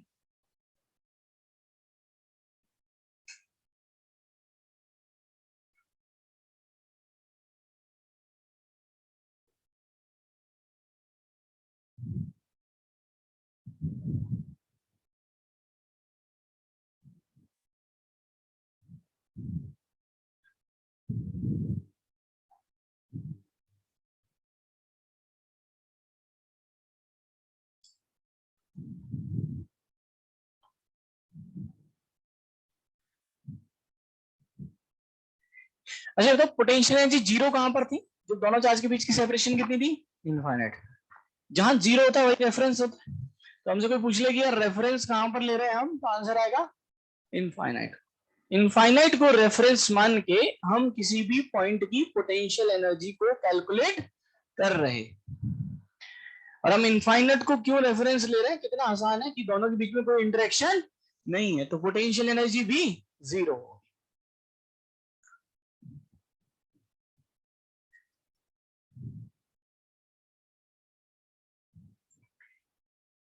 जैसे फॉर एग्जांपल अगर हम इसके एप्लीकेशन की बात करें, सपोज मेरे पास चार्ज दे रखा है दैट इज क्यू, ये है 2q और ये है 3q। बहुत ही सिंपल सा एग्जांपल है, ये सेपरेशन आपको दे रखी है L, इक्विलेटरल ट्रायंगल है।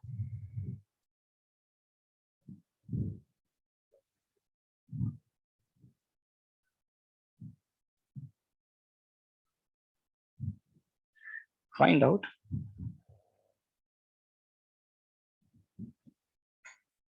Total potential energy of system.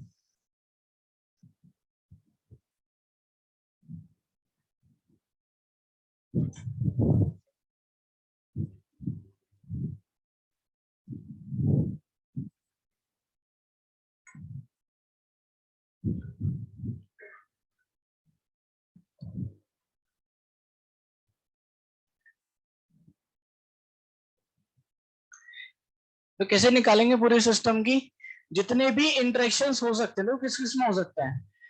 इसको Q1 मान लो, इसको Q2 मान लो, इसको Q3 मान लो, तो इन दोनों में इंटरेक्शन हो सकता है, तो इनसे एसोसिएटेड एनर्जी आ जाएगी। इन दोनों में हो सकता है और इन दोनों में हो सकता है। टोटल कितने पेयर्स बनेंगे? 3 पेयर बनेंगे। क्लियर है? और एनर्जी है, एनर्जी स्केलर क्वांटिटी होती है, डायरेक्टली ऐड कर देंगे। जैसे ये क्वेश्चन मैं सॉल्व करके दिखाता हूँ, नेक्स्ट आप कैलकुलेट करना, है ना। बहुत ही सिंपल सा क्वेश्चन है। मुझे अगर पोटेंशियल एनर्जी कैलकुलेट करनी है पूरे सिस्टम की, तो हर एक चार्ज से एसोसिएटेड मुझे एनर्जी निकालनी पड़ेगी। इन दोनों के बीच में कितनी एनर्जी होगी? के Q1 Q2 बाय आर। अब आर स्क्वायर मत कर देना, हाँ ये ध्यान रखना, क्योंकि आदत पड़ जाती है ना, electric field force square square चलता है। ये के Q1 Q2 bye are plus इन दोनों के बीच में कितनी होगी? K 2Q into 3Q upon r यानी एल। और इन दोनों के बीच में कितनी होगी? के Q into 2Q by L. यहां से कैलकुलेट करोगे तो ये हो गया 3, ये हो गया 6 और ये हो गया 2। 3 और से ये 6 और 3 9 और 2 11। आंसर आएगा 11 के स्क्वायर।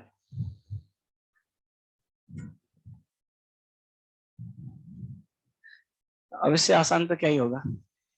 क्लियर हो रही बात बेटा यहाँ तक, है ना? इसको नोट करो। अब नेक्स्ट क्वेश्चन करते हैं, इससे भी आसान आपको क्वेश्चन देता हूँ ना। ये क्यूब है,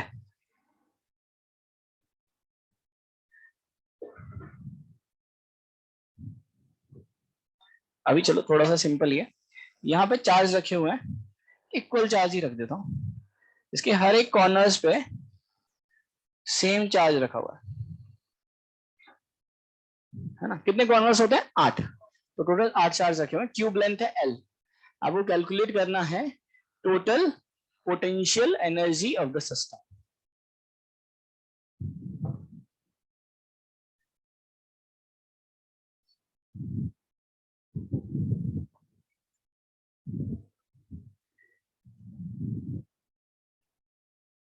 बाइनोमियल पढ़ लिया क्या? हाँ हाँ, घबराओ मत, ऐसा थोड़े ना बाइनोमियल पढ़ा रहा हूँ। NC2 कितना होता है? NC2 कितना होता है? N into N-1 by 2। Clear है? ये होता है ना N into N-1 by 2। This is NC2। ठीक है, चलो इसका यूज आएगा। अभी इसको कैलकुलेट करो, इसका आंसर।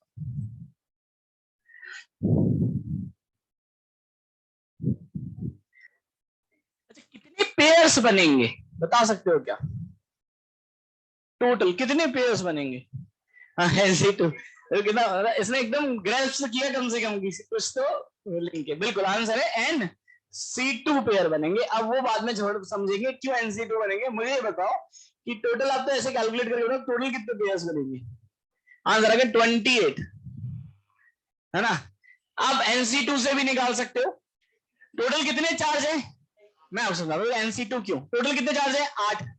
8 में से रेंडमली में कोई भी 2 अगर ले लो वो पेयर बना लेंगे। तो 8 में से 2 को चूज करने का तरीका 8C2। तो अगर टोटल मेरे पास n चार्जेस हैं, उसमें से कोई भी 2 चार्ज को चूज करने का तरीका, आंसर आएगा NC2। तो कभी भी इस तरह के क्वेश्चंस आए और आपसे पूछा जाए यार कितने पेयर्स बनेंगे, तो कई बार हम कैलकुलेशन में उन पेयर्स को भूल जाते हैं, तो गड़बड़ हो जाती है। तो अगर यहाँ पे अगर 8 चार्ज है तो आंसर आएगा 8C2। 8C2 का मतलब 8 into 7 by 2, that is 7 into 4 is 20। अब मैं आपको काउंट करके बताता हूँ 28 कैसे। सब लोग बता देखो, चार्ज कॉर्नर्स में 1 2 3 4 5 6 7 8। सही है, एक पेयर ये बन गया। 1 2 3 4 5 6 7 8 9 10 11 12, ये 12 पेयर हो गए। इन सब के बीच में डिस्टेंस कितनी है? L। इन सब के बीच में डिस्टेंस कितनी है? L। समझ में? तो सबका चार्ज सेम है, तो 12 पेयर बने L लेंथ वाले, तो 12 इंटू के क्यू स्क्वायर बाय L। समझ में आया कैसे? अगर मैं एक की बात करता तो के Q1 Q2 बाय L, और ऐसे कितने पेयर्स हैं? 12 इंटू 12। अब आते हैं ऐसे पेयर्स जो फेस डायगोनल्स पे हैं, जैसे मान लो कितनी फेसेस है? 6, 1 2 3 4 5 6, ठीक है? एक फेस पे 2 डायगोनल्स होते हैं, 1 और 2। कितनी डिस्टेंस? √2L, है ना? √2L। तो दो इस पे, दो इस पे, दो इस पे, ऐसे हर एक फेस पे होंगे। कितनी फेसेस है? टोटल कितने? 12। तो ये हो गया 12 इंटू के क्यू स्क्वायर बाय √2L। सही है? अब आगे बॉडी डायगोनल वाले। कौन से? ये वाला चार्ज इसको आने वाला इससे होगा लिंक, ये वाला ऐसे 1 2 3 4, है ना? कितने हुए? 4। कितनी सेपरेशन? √3L। तो मैं बोल सकता हूं यहां पर 4 ऐसे पेयर है, दैट इज 4 इंटू के क्यू स्क्वायर बाय √3L। ये आ जाएगा, ये आंसर आ गया। 12 12 24 और 4 28, टोटल 28 पेयर्स मेरे पास बनेंगे। आंसर अगर आप देखोगे तो इसको ऐसे छोड़ सकते हो, ये मेरे पास फाइनल आंसर आ जाए। अब इसका एक रिजल्ट भी लिख सकते हैं कि अगर मेरे पास n अवेलेबल चार्जेस हैं और मुझे total number of pairs calculate करने हैं, तो आंसर आ जाएगा n C2, that is n into n minus 1/2।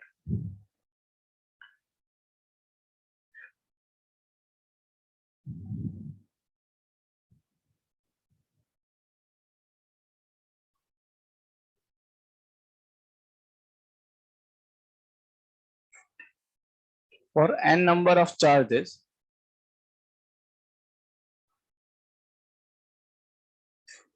अगर मैं टोटल पेयर की बात करूं तो टोटल कितने पेयर्स बनेंगे? That is n C2, that is n into n minus 1/2।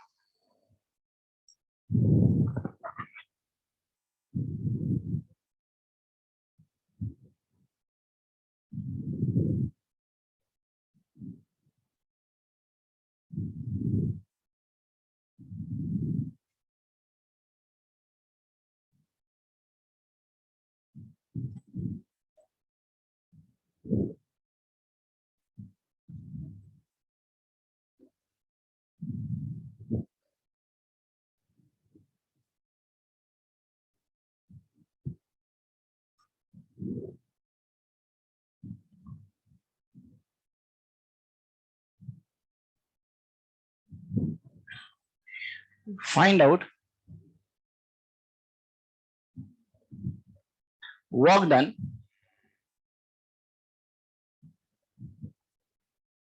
by external force to shift charge from point A to point B। ये mid point है ना अभी, यानी ये जो डिस्टेंस है वो कितनी है? L है। इधर देखो एक बार, मैं क्वेश्चन समझा देता हूँ, फिर छपाई करते रहना, है ना? ऐसे छप छप चलता रहता है। यहाँ पे टोटल कितने चार्जेस है मेरे पास? 3। 2 पॉजिटिव चार्ज है और उनके बीच में कैसा चार्ज रखा हुआ है? नेगेटिव। ये है तो कैपिटल क्यू, बीच में कैसा रखा हुआ है? स्मॉल क्यू माइनस का। अभी ये इसके बिल्कुल मिड पॉइंट पर है, ये 12 लेंथ पे, ये कितनी है? L। अब मैं इसको ऐसे मूव करा रहा हूँ, मतलब ये वाली लेंथ की कैसा? परपेंडिकुलर। और मैं यहां से लेके इसको बी पॉइंट पर ले गया, ये डिस्टेंस कितनी है? √3L। तो आपसे पूछा है कि यार इसको ए पॉइंट से बी पॉइंट पर ले जाने के लिए मुझे कितना एक्सटर्नल वर्क करना पड़ेगा। अब ये कंसेप्ट क्या है? कंसेप्ट ये है, कभी भी एक्सटर्नल वर्क पूछे तो आप यहाँ पे वर्क कैलकुलेट करने मत लग जाना। आपके पास एक फॉर्मूला है कि work done by external is equals to change in potential energy. तो आप क्या करो, यहाँ पे पूरे सिस्टम की पोटेंशियल एनर्जी निकाल लो। निकाल सकते हो। कितने पेयर बनेंगे? 3 3 3 चार्ज है ना यार, 3C2। क्लियर है? 3 कैसे? इन दोनों के बीच में, इन दोनों के बीच में और इन दोनों के बीच में। क्लियर है? तो work done by external equals to change in potential energy, U initial निकाल लो, यू फाइनल निकाल लो, यू फाइनल में से यू इनिशियल को माइनस कर दो, आंसर आ जाएगा, कैलकुलेट करके आंसर।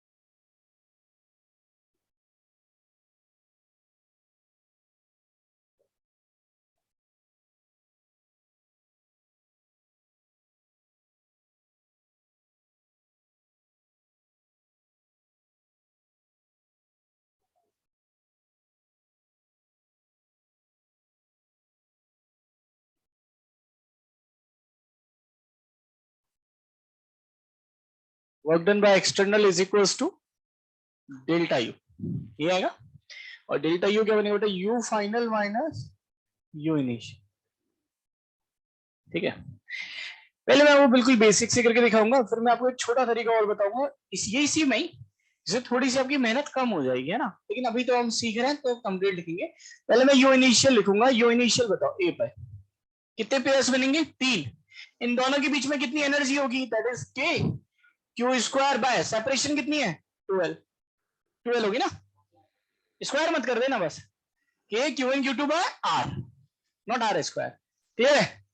अब इन दोनों की बात करें तो माइनस आएगा, माइनस क्यों ऐसे वो समझ में, ये प्लस और ये माइनस, बस साइन रखोगे तो ये बनेगा कि capital Q small Q upon दोनों के बीच की सेपरेशन एल, और इन दोनों की बात करोगे तो भी माइनस आएगा, तो माइनस का K capital Q small Q by L. सबको समझ में कैसे लिख रहा हूं, पक्का। K Q one Q two by R, K Q one Q two by R, K Q one Q two by R, with sign रखा है तो यहां माइनस आ गया, यहां पर कैसा रहा प्लस, पक्का। अब आते हैं बी पे, जब हम बी पर पहुंच गए, ये तो क्या इन दोनों के बीच की सेपरेशन चेंज हुई क्या, भाई ये क्या ना, इधर इन दोनों के बीच की सेपरेशन अभी भी कितनी है 12, एनर्जी कितनी है के क्यू स्क्वायर बाय 12, लेकिन ये भाई यहां से चल के यहां पहुंच गया, अब इन दोनों के बीच की सेपरेशन कितनी हो गई, ये एल है, ये √3 एल है, तो ये 12 हो, पक्का। तो बनेगा के प्लस का क्यू माइनस का क्यू डिवाइडेड बाय 12, तो माइनस का K Q capital Q by 12। Same यहां पर इसकी भी डिस्टेंस कितनी हो गई 12, तो के प्लस का क्यू माइनस का क्यू, माइनस लगाई दिया मैंने, डिवाइडेड बाय 12। और मुझे निकालना क्या है, you B minus U A,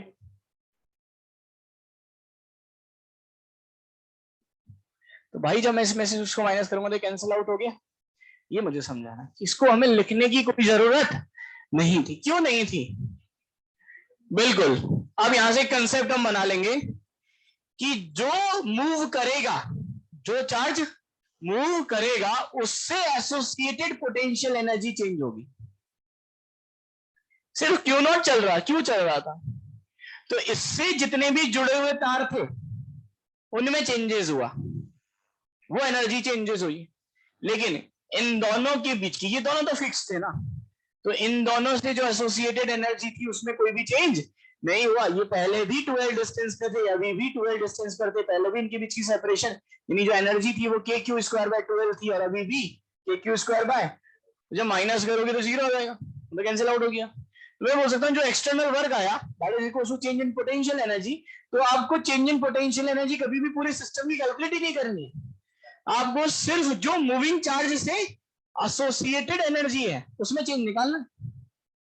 जैसे मुझसे आप बोलते कि सर आप कैलकुलेट कैसे करते, तो मैं इन दोनों को भूल जाता, मैं इससे एसोसिएटेड ये वाली एनर्जी निकाल लेता, इससे एसोसिएटेड ये वाली एनर्जी निकाल लेता, फाइनल माइनस इनिशियल कर देता, आंसर आ जाता, तो कैलकुलेशन थोड़ी सी आसान हो जाती। अब तो सर निकाल भी लेंगे तो ज्यादा मेहनत थोड़ी, अरे भाई अगर मान लो इस क्यूब में, बस ध्यान से सुनो, इस चार्ज को मैं यहां से सेंटर पे लाता और मैं आपसे बोलता कि बताओ इसको इस एंड पॉइंट से सेंटर पे लाने के लिए कितना वर्क करना पड़ता, तो आप बोलते हम ना निकालेंगे सर, है ना, 28 पेयर है सर, है ना, हमसे तो ना हो पाई, है ना। तो हमें करने की भी जरूरत नहीं है, सिर्फ 8 एनर्जी चेंज होंगी, 8 नहीं 7, एक तो खुद ही हो गया बेचारा, क्लियर है। तो इससे एसोसिएटेड कितने पेयर्स हैं, 7। अगर मेरा नंबर 1 है तो 2 3 4 5 6 7 मैं इससे एसोसिएट हूं, बस ये 7 एनर्जी चेंज होंगी, तो बस उन्हीं के ही डिफरेंसेस को आपको कैलकुलेट करना है। मेरी बात अच्छे से समझ में आ रही है सबको 100%। तो यहां से जब आप कैलकुलेट करोगे तो आंसर निकाल ही लेते हैं इसका, जब आप कैलकुलेट करोगे तो कितना आएगा बेटा, इसमें से आपने इसको माइनस किया तो ये बनेगा, इसको आप जोड़ोगे तो बनेगा दैट इज के Q capital Q by L ही हो जाएगा ये, और ये 2l हो जाएगा।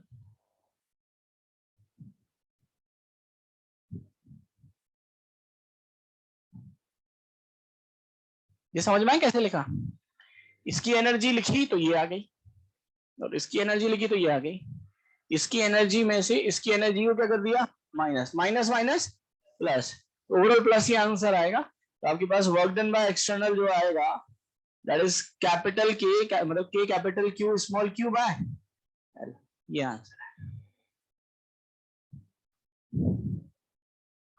सबको अच्छे से बात मेरी समझ में आ रही है, ठीक है ना। होमवर्क मैंने आपको दे रखा है, नेक्स्ट क्लास में उसको डिस्कस कर पाएंगे, ठीक है ना। हाँ कौन सा वाला, कौन सा पॉइंट, अच्छा मूविंग चार्ज वाला, अच्छा पॉइंट, हाँ उसको लिखा देता हूं मैं, उसको नोट कर लो चाहे, है ना, जो अभी जो मैंने बोला वही कह रहे हो ना, इसमें नोट डाल के लिख लो।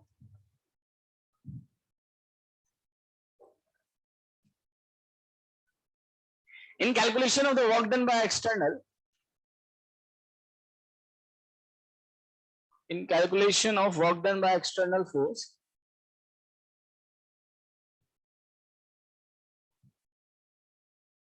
we only need to calculate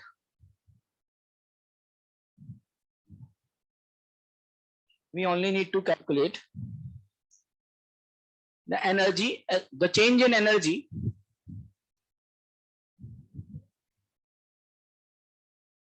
we only need to calculate the change in energy associated with moving charge.